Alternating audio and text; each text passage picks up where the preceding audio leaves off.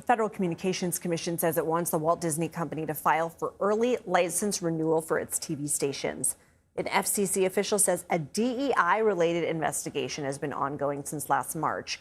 FCC Chair Brendan Carr said there is evidence that Disney was, quote, giving different opportunities to people based on their race or gender or other protected class. In a statement, Disney said its record of compliance and serving local communities demonstrated their qualifications as licensees under the Communications Act and First Amendment.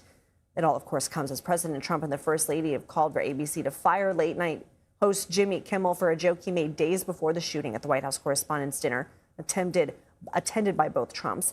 Last week on his nightly show, Kimmel described Melania Trump as having, quote, the glow of an expectant widow. Kimmel said his joke was a reference to the 24-year age difference between the couple, saying he rejects any hateful and violent rhetoric. CBS News legal contributor Rebecca Boyfie joins me now. Thank you for being here on this. What is the legal authority of the FCC to investigate and possibly revoke a license?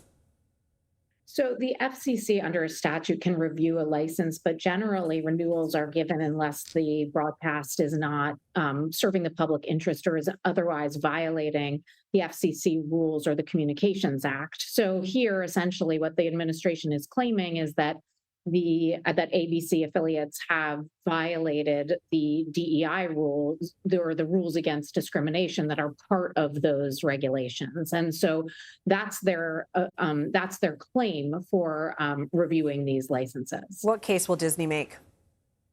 So Disney is definitely going to make a case that this is pretextual, that in other words, that the claim that they have been violating these DEI, by using DEI, they've been violating these anti-discrimination principles is really just a front. And in fact, what the administration is doing is attacking ABC because of its political speech. And that is, again, because of Jimmy Kimmel's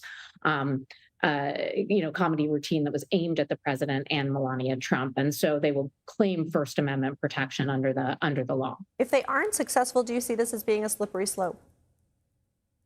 Well, I think that this has become a tool in the toolbox of this administration, that they go after institutions that they feel have, in certain ways defied them. And they use the violation of DEI as a way of getting to them. Now, the question is whether or not that'll work in this particular instance. And that's one of the questions. But another question is whether it will chill others who may want to hire a comedian or a talk show host that in some way stands up to or opposes the administration. Because even if they prevail, even if ABC prevails on its claim, it's obviously a costly and troubling legal battle to be in with the administration. So, there are essentially two goals here if this is what is going on. One, to attack the particular station that is doing this, and another is to send a warning shot off of to all broadcast stations that they ought to be careful when they cross the president.